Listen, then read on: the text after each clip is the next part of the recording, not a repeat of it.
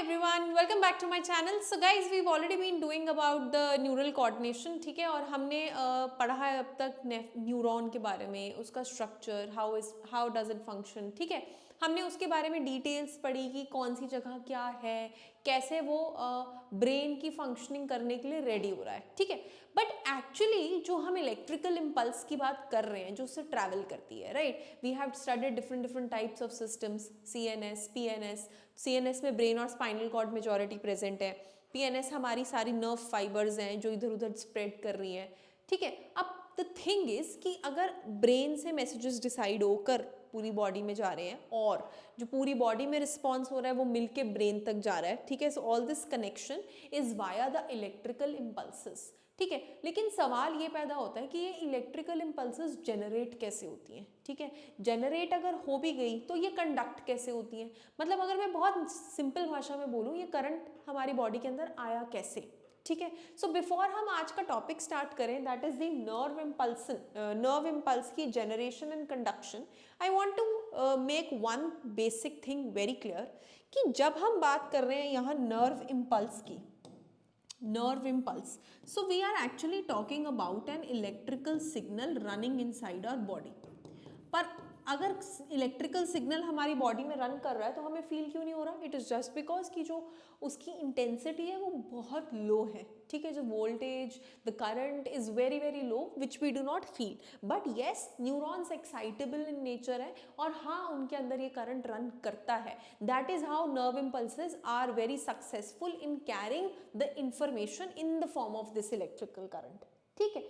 अब दूसरी बात, इंफॉर्मेशन कैसे कैरी हो रही है, वैसे ही एज प्रोटीन्स, जैसे हमने न्यूक्लियस में पढ़ा था, राइट, सेल के अंदर कि जो जीन्स हैं they are made up of proteins and they are carriers of information. वो चीज़ यहाँ पर भी सेम है, बट कैसे होगी ये मैं आपको एक्सप्लेन करूँगी. बिफोर दैट एक बहुत ही बेसिक बात पे ध्यान देंगे कि इलेक्ट्रिक सिग्नल अगर है तो उस इलेक्ट्रिसिटी की वजह क्या है, ठीक है. आपने अपनी पास्ट क्लासेस में पढ़ा होगा, 8th में भी 10th में भी, we study about the chapter chemical effects of electric current. हम इलेक्ट्रिक करंट के बारे में 4 चीज़ें जानते हैं, ठीक है. तो वहाँ पे हमारे 2 चार्जेस आते हैं, positive charge,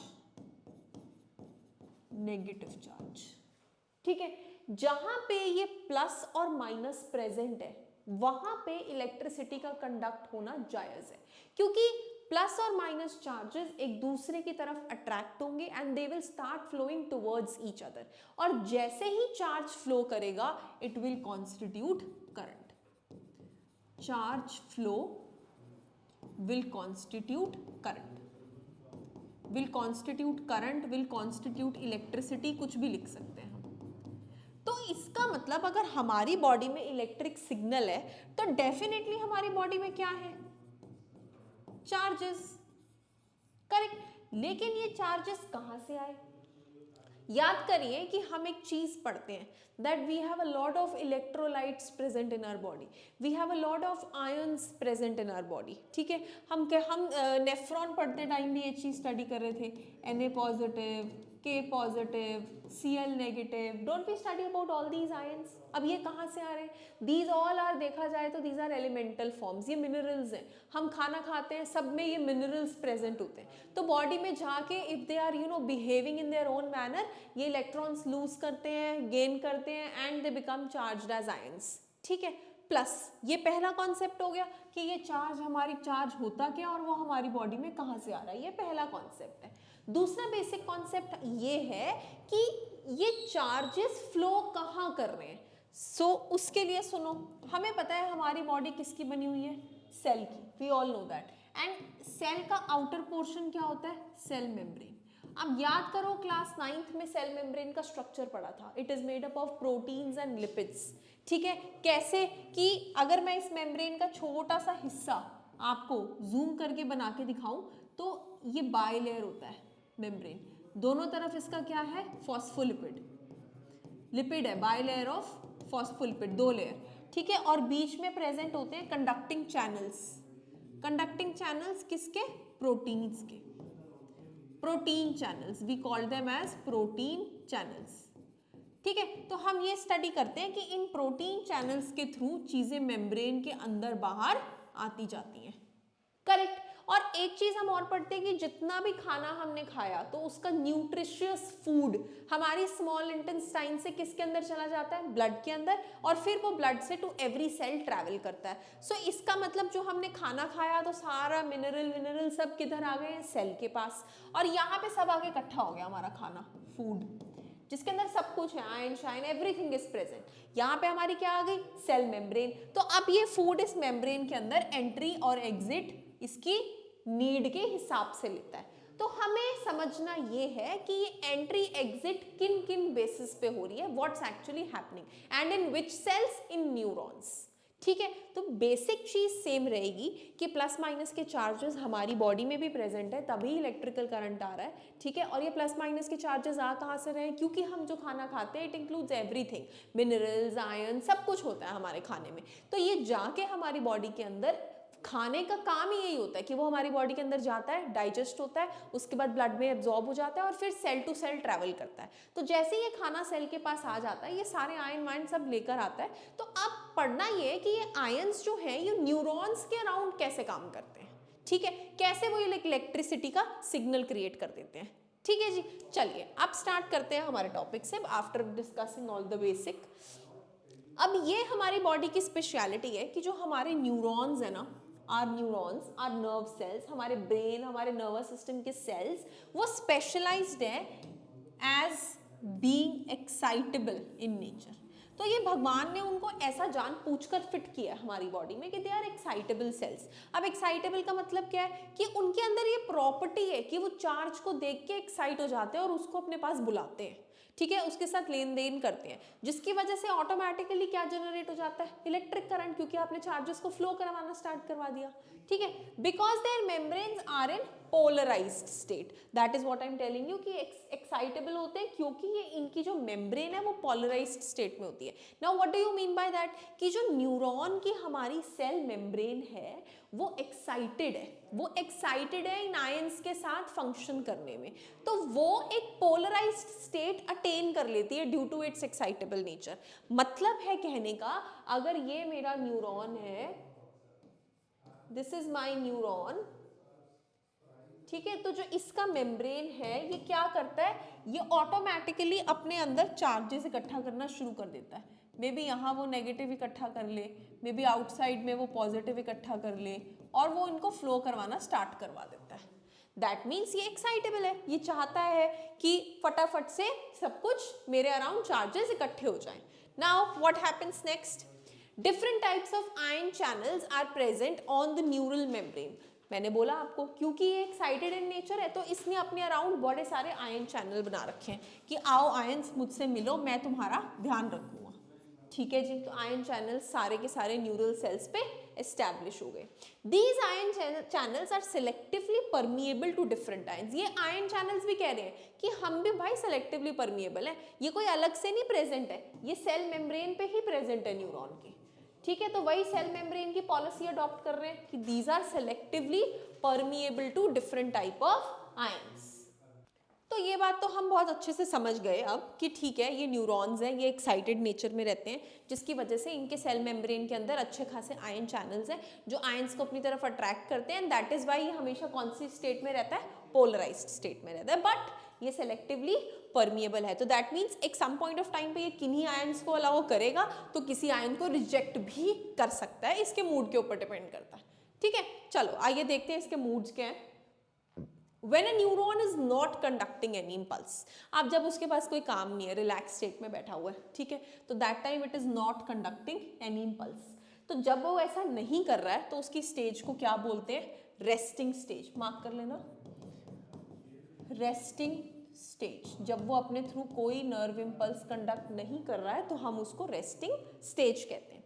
The axonal membrane is comparatively more permeable to potassium ions and nearly impermeable to sodium ions।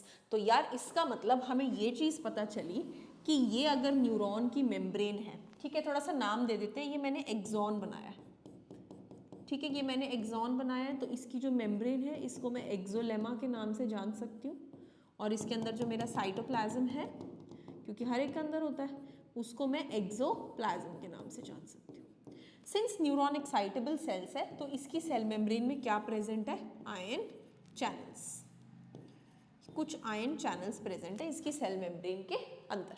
अब होता क्या है कि ये कह रहा है जब मेरे अंदर कोई नर्व इम्पल्स नहीं जा रही है तो I am more permeable to potassium ions, तो इसका मतलब अंदर कौन सी आयंस होंगी, पोटेशियम आयंस, और बाहर कौन होंगी, सोडियम आयन, क्योंकि ये इम्परमिएबल है इनको। This is which stage, this is resting stage, जब ये और कोई काम नहीं कर रहा है, it is not conducting any impulse. ठीक है जी, चलो आगे चलते हैं। Similarly the membrane is impermeable to negatively charge proteins present in the exoplasm. मैंने आपको बताया था इंफॉर्मेशन किस में कैरी होती है, प्रोटीन्स में। सो इसका मतलब यहाँ पे और एक क्या चीज प्रेजेंट है, नेगेटिवली चार्ज्ड प्रोटीन्स, मैं -P से डिनोट कर रही हूँ।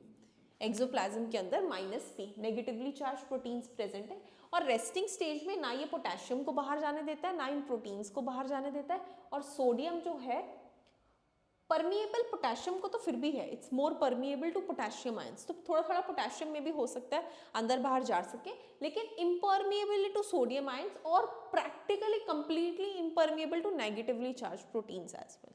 तो वो हमारा रेस्टिंग स्टेज हो गया। Now consequently the exoplasm inside the axon contains high concentration of K positive, obviously क्योंकि अंदर K positive ज्यादा है, and negatively charged protein ज्यादा है, but क्या ज्यादा नहीं है, सोडियम, क्योंकि सोडियम कहाँ ज्यादा है, बाहर की तरफ ज्यादा है। क्लियर हो गया ये बात भी हमें। In contrast, the fluid outside the axon contains a low concentration of K positive and a high concentration of Na positive and thus forms a concentration gradient। चलिए आइए डायग्राम पे वापस चलते हैं। वो ये कह रहे हैं कि दैट मीन्स जो ये बाहर का, एक बारी एक बॉक्स बनाते हैं,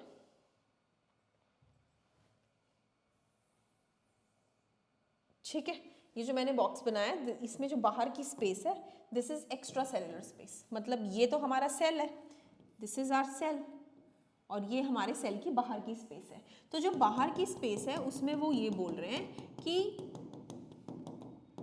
बाहर हमारा Na पॉजिटिव ज़्यादा है और K पॉजिटिव कम है, ठीक है।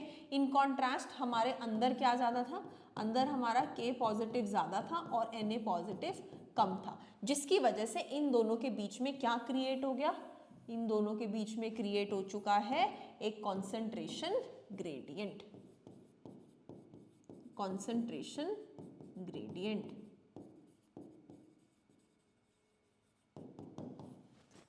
है ना, वही डिफ्यूजन वाला लो to high, high to low. ठीक है जी, इतनी बात भी हमें समझ में आ गई। चलो ये डन हो गया। नेक्स्ट, दीज आयोनिक ग्रेडियंट्स, अब ये जो ग्रेडियंट डेवलप हुआ है across the resting membrane, this is actually being maintained, इसको मेंटेन किया जा रहा है, किसके थ्रू मेंटेन किया जा रहा है, by the active transport of ions of sodium potassium pump. तो इसका मतलब हमारी वो जो एक्सॉन की मेम्ब्रेन थी, ये एक्सोलेमा, इस एक्सोलेमा में एक और चीज है आयन चैनल्स के अलावा, वो है पंप, ये रे पंप, जो काम करते हैं एक्टिवली। चैनल्स तो क्या था, कॉन्सेंट्रेशन ग्रेडियंट पे चल रहे हैं, मतलब इधर प्लस ज्यादा इधर माइनस ज्यादा, तो चल माइनस को इधर फेंक प्लस को इधर फेंक, बराबर करते हैं, ठीक है। लेकिन ये जो हमारे पंप्स हैं, जिसमें से एक पंप का नाम इन्होंने मेंशन किया हुआ है सोडियम पोटेशियम पंप, ये पंप जो है हमारे, ये काम करते हैं एक्टिवली का मतलब ये यूज करते हैं एनर्जी यूज करके ये क्या कर रहे हैं, these are transporting 3 Na positive outwards and 2 K positive into the cell। मतलब इस चैनल के थ्रू 3 Na पॉजिटिव बाहर जा रहे हैं और 2 K पॉजिटिव अंदर जा रहे हैं ड्यूरिंग रेस्टिंग स्टेज। तभी तो जो बाहर है वहां Na पॉजिटिव की कंसेंट्रेशन ज्यादा है और अंदर K पॉजिटिव की कंसेंट्रेशन ज्यादा है, क्योंकि ये पंप ऐसे उनको हेल्प कर रहा है। तो दैट मीन्स कि सिर्फ और सिर्फ डिफ्यूजन से नहीं क्रिएट हो रही है चीजें, एक और इनका हेल्पर है, कौन, सोडियम पोटेशियम पंप, जो एक्सोलेमा में ये चीज मेंटेन कर रहा है ड्यूरिंग इट्स रेस्टिंग स्टेज। चलो ठीक है, हमें समझ में आ गया कि बेशक न्यूरॉन्स एक्साइटेबल है और हमेशा पोलराइज स्टेट में रहते हैं, तो उनकी ये पोलराइज्ड स्टेट को मेंटेन करने के लिए दो चीज़ें रिस्पॉन्सिबल है, सेल मेम्ब्रेन के अंदर प्रेजेंट चैनल्स और पंप्स। चैनल्स जो हैं वो नॉर्मल कॉन्सेंट्रेशन ग्रेडियंट क्रिएट करके काम करते हैं, वेराज जो पंप है वो एक्टिव ट्रांसपोर्ट करते हैं। किनका? आयंस का, क्योंकि मेंटेनेंस तो हमें आयंस की करनी है। लेकिन नेगेटिवली चार्ज प्रोटीन्स अभी भी अंदर ही है, तो इंफॉर्मेशन हमारी सेल के अंदर ही कैरी हो रही है। डन जी, चलिए। As a result, the outer surface of axonal membrane possesses a positive charge. जो axonal membrane का outer surface है उसमें कौन सा चार्ज होता है? Positive charge, and the inner surface become negatively charged. अब ये क्यों, कैसे हुआ, सुनो। बाहर की साइड कौन ज्यादा थे? Sodium ions. सोडियम आयंस के ज्यादा होने की वजह से ये कौन सा चार्ज ले गया? पॉजिटिव। लेकिन अंदर वाले जो थे वहां पे नेगेटिवली चार्ज प्रोटीन्स बहुत ज्यादा थे, जिसकी वजह से मेजर चार्ज हमारा नेगेटिव हो गया। और पोटेशियम का क्या था ना यार, आता जाता था, तो इसका मतलब उसके चार्ज का ज्यादा फर्क पड़ा नहीं, क्योंकि नेट डिसीजन कौन ले गया? हमारा प्रोटीन ले गया। चलिए next, the electric potential difference. तो ये जो पोटेंशियल डिफरेंस क्रिएट हुआ प्लस माइनस का अंदर, this across the resting plasma membrane is known as resting potential. तो हमें ये बात तो समझ में आ गई, क्योंकि सिंस न्यूरॉन का नॉर्मल स्टेट कैसा है? नॉर्मल स्टेट है बाहर प्लस अंदर माइनस, तो ये इसका कौन सा स्टेट है? Polarised state. पोलराइज्ड तो ये हमेशा रहता है, और ये कौन सी स्टेज है इसकी? Resting stage. तो कह रहा है कि यार मेरे पास चार्जेस प्रेजेंट है, तुम मेरी चिंता मत करो, अपना करंट लेके आओ और फिर मेरा कमाल देखो। ठीक है भाई, तो भगवान जी ने इनको ऐसे बिल्ड किया हुआ है न्यूरॉन्स को कि इनमें ये चार्जेस, ये आयंस वैसे ही प्रेजेंट है। ठीक है जी, तो इस डिफरेंस को जो क्रिएट होता है प्लस माइनस का, इस डिफरेंस को हम किस नाम से जानते हैं? Resting potential. कि इनमें बहुत काम करने का पोटेंशियल है अपनी रेस्टिंग स्टेज पे भी, क्योंकि ये प्लस माइनस का ग्रेडियंट क्रिएट करके बैठा है। ठीक है, सो इलेक्ट्रिकल पोटेंशियल डिफरेंस नाम इसलिए दिया क्योंकि यहां से ही बिजली जनरेट होगी। ठीक है, due to this difference in their potential to work. Next, यहां तक हमने समझा रेस्टिंग स्टेज के बारे में कि कैसे हमारा न्यूरॉन रेडी है for the nerve impulse conduction. अब हम अगले लेक्चर में ये समझेंगे कि इंपल्स जनरेट कैसे हुई, कैसे ये पोलराइज्ड से डीपोलराइज्ड स्टेट में जाएगा और मैसेज को आगे शिफ्ट करेगा। ठीक है, that's all, stay updated and अच्छे से समझिएगा इसको। Any doubts kindly comment in the comment section. Thank you.